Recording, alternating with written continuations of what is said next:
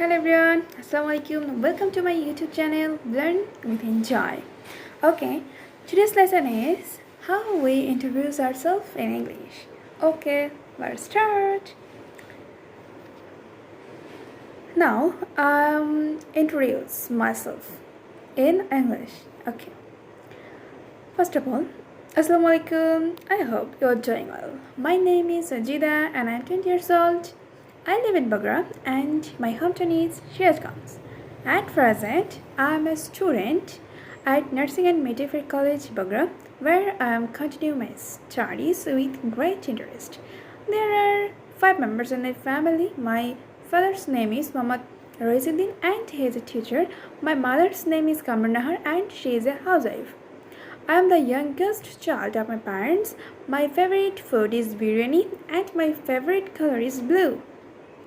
In my free time, I enjoy playing. I also love gardening. My aim in life is to become a lecturer and I am working hard to achieve this goal. I believe with dedication and honesty, I will be able to fulfill my dream and make my family proud. Okay?